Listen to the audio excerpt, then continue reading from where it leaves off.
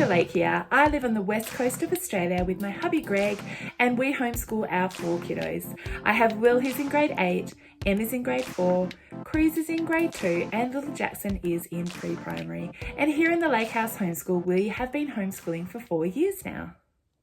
I have another video for you today that is a part of the Homeschooling 101 series that I'm doing here on my channel. And today we're going to look at how to write up a simple learning plan to show your moderator on the very first visit that you will have. I have a simple outline here that I have done up that I will show you in a minute and walk you through it. And I will also leave a link if you would like to have a blank copy of this learning plan. I will pop all links and things like that in the description box down below. I'll also pop the link to the first video that I did in this series. So make sure you check out the description box down below for helpful links to different places. And if you haven't already subscribed to my channel, I love it if you would just hit that red subscribe button. And if you hit the bell next to that, you will get notified about when my videos go up on my YouTube channel. All right, enough of my chatting. Let's get into this video. So the first thing you would have done is you would register that you want to homeschool with your state's education department, and they will get in contact with you. And within 3 months of registering, you will have your moderator get in contact with you to make an appointment to come and see you. And when they come to see you for the very first time, you need to provide them with a learning plan of the things that you are going to be doing for that following school year. So this can be as elaborate as you want it to be or as simple as you want it to be.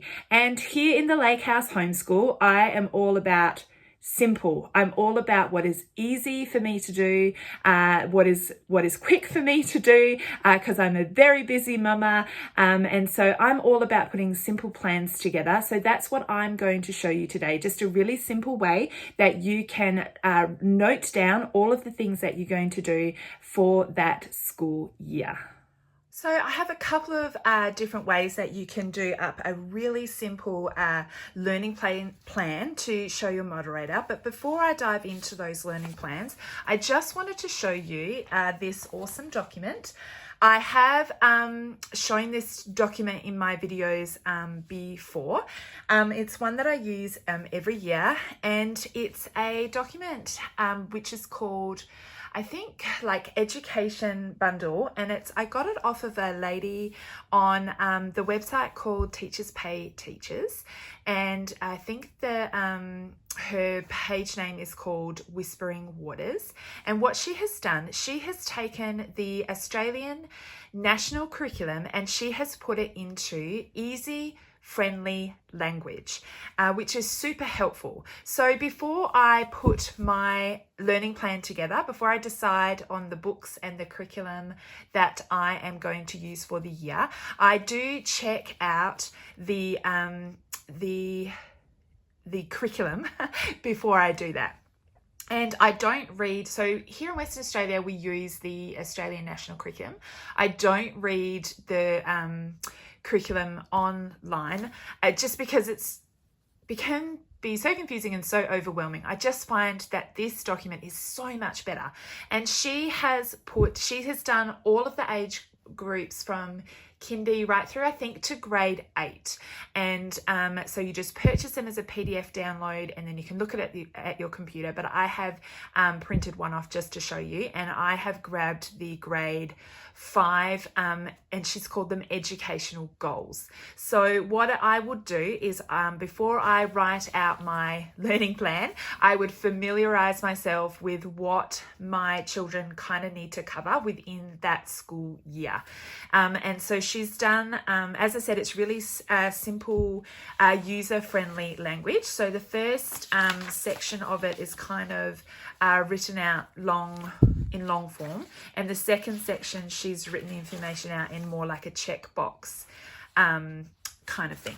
So she's just gone through, so these are all so this is grade 5, as I said. These are all the language skills that they will kind of look at in this in grade 5. Here's all the maths and science skills they're going to look at, the social studies and health skills, and the arts, design and technology. And then this just kind of breaks it down a little bit further, and it's kind of like a tick box thing. So you could actually use this as you're going throughout the year. You could, use the curriculum that you're using, and when you notice that they've covered something like this, you can tick off that you've done it, write the date that you've achieved, and this could be something that you could show your moderator for progress. So that's all the language skills in the tick box form. It's quite a lot of language, maths, science, the humanities, and all of it just in that tick box form. So what I will do is just kind of read over that, just kind of to double check what it is they're kind of looking at in that year group, and that will kind of help me put my plan together to show my moderator. I'll actually do another video for you on how I actually go about looking for curriculum and picking books and things like that. I think that will probably be my next video in this series. But today we'll just look at writing up a simple plan. So once I've kind of familiarized myself with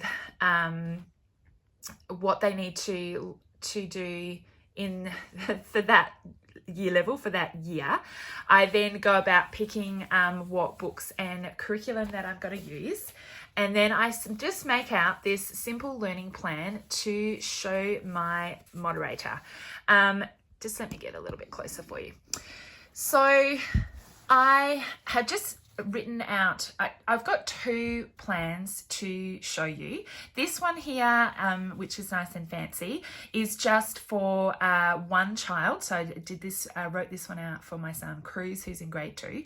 Or you could, so you'll need to do a plan for each child, or you could whack it all on one form. And this isn't a fancy one, this is just a simple one that I made up quickly on Word, but it's got all of my children on there. So you can do it that way, or you could write out one for each child. So let me just show you this one that I have done for Cruz. So this is all that I'm going to actually need to show my moderator, and this is, as I said, is a real simple plan, and then I can elaborate on this as we're talking about it with her, but it's just a good way to have everything written down so that you can remember when you're talking about what it is that you're going to do, and you can have a look overall that you've covered all of the learning areas. So it's just a really good planning tool. And then if you want to have, if you've already purchased those books and you have them on hand, you could show your moderator the books as well in that first meeting. Or sometimes the curriculum or the books that we use for homeschool will have like a scope and sequence at the beginning. You can pull that out of the curriculum and show them that as well. But generally the moderators, they've pretty much seen all of the homeschool books and curriculum that are out there. So when you start saying, I'm going to be using this program, they probably actually already heard of it and already know about it. So you don't have to provide too much information. They'll already know. So all I've done here with my learning plan, obviously I've got my child's name, their grade, and what year this learning plan is for. And I've simply listed out all of the learning areas that we are going to cover. So we've got, so this is from the Australian curriculum, okay? So we've got language and literacy, math, HAS, which is your social studies type things, science, the arts, technologies, we have health and PE, and languages. And in the extra boxes down here, these are 2 notes boxes, but in this one I've just listed out the different excursions that we will take throughout the year. And also this year I've just made note of how I'm going to show my moderator progress of learning when she comes back the following year. And then in each category I've simply just listed the resources that we are going to use, and that's all I have to do. So in language and literacy, I've just written we're going to use the Ready to Read program from Gather Round Homeschool. We're going to do the Reading Eggs program, and he's going to use the Good and the Beautiful Reader to read aloud. In math, he's got 3 programs he's going to use. He's going to use Math Seeds, the Good and the Beautiful Math Level 1, and Maths Online. For HAS, we are going to be using Gather Round Unit Studies, and all I did was just list out the unit studies that we're going to study this year: Oceans, Africa and Ancients. And we're also going to do History Now Level 2, which is an Australian history book. Science, again, just listed what we're going to do. I've added cooking in there for science because that's something that we do all the time with our kids, and that's something that you can add on. The arts, we're using Masterpiece Society art lessons. For technology, we're going to use KiwiCo boxes. And then I just made note here that he uses a laptop and a tablet. He also plays Minecraft and Lego. For health and PE, he's going to play soccer, do swimming lessons, we go snorkeling, canoeing, fishing. And for the health side of books, we use the Story of Me books. And for languages, he actually doesn't need to learn a language this year. So I have just left that blank. And there you have it. That's a very simple, very easy learning plan. This is all I will need to show my moderator when she comes for that very first visit, and we just chat through these things.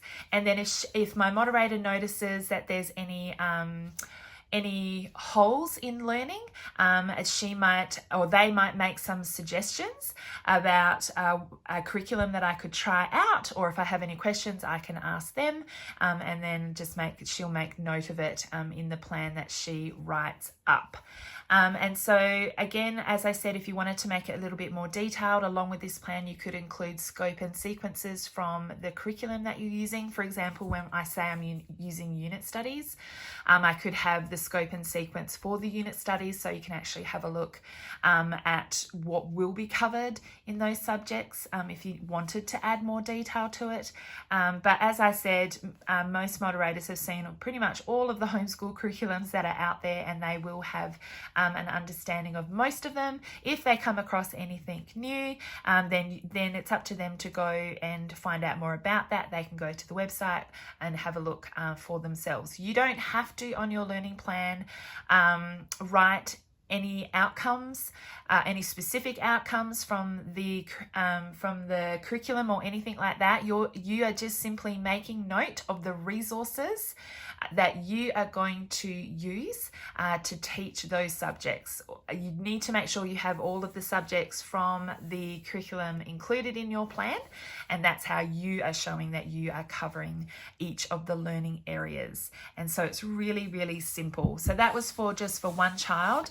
And then if you wanted to do one that's for your whole family, I just did a simple one up like this. Writing on the computer, obviously you can fit more in. I've handwritten that, but yeah, computer will fit a lot more in. So I've just listed down, so for language and literacy, I've listed, and for math, I've listed the individual children's names and what they'll be studying. But a lot of the other things that we do are family style, so we do them all together. So I haven't had to, put them in each of them. It's kind of, we all do the same things, but some of them just have some individual things. So that's a really easy, you can call it a scope and sequence, or you can call it a learning plan. But that's it. Super simple, super easy. Now I will leave a link in the description box down below to my website. I have a blog that I've had for many years before I started doing YouTube.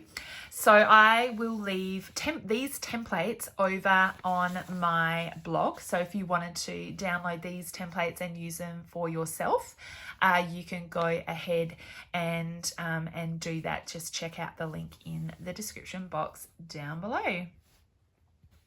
Now, I have only ever had to show this learning plan once to my moderator, and that was at my very first visit, because when she comes back for the second visit, she's actually wanting to look at what you have done over the year and the children's progress. So when she comes to visit me in 2023, because she comes at the beginning of the year, she'll be looking at what this plan was, and she'll just asked me again the things that we used, and then to show her progress. So I write this learning plan out for myself, but I don't necessarily have to show her that every year. When she comes back, we talk about what we did use through the year, because obviously sometimes this can change. We all know that we set out plans at the beginning of the year and things change. Kids don't like programs, or they move ahead, or they need a little bit more help. And so we switch out what we have said we have used. So when they come back, you will just then again say to them, this is, I plan to use this, but this is actually what we ended up doing. And I will show her work samples. This was what I had noted down here. How I show progress, I'll show her work samples. I'll have those work samples in like a learning portfolio that she can have a look at, and I'll have some print off of maths results from the programs that we use online. And so when I show this learning plan on the very first visit, but after that they won't want to know what you're doing the year ahead. They'll only want to know what you've done in the previous year. And so when it comes to that second visit and they come back and they want to know what you have done throughout the year and look for progress and things like that, I'll do another video on that, on how to go about doing that. So watch out for that video. That is to come in this Homeschool 101 series. Thank you so much for watching my video today. I hope that you found all of that information helpful. Don't forget to check out the description box down below for links to that learning plan that I showed you and the other documents that you might find helpful as well. And I'll also pop a link in there to the playlist for this Homeschool 101 series. If you have any questions at all about homeschooling, just leave a comment in the comments box down below, and I will get back to you. Again, thank you so much for watching my video today, and I will see you next time. Bye.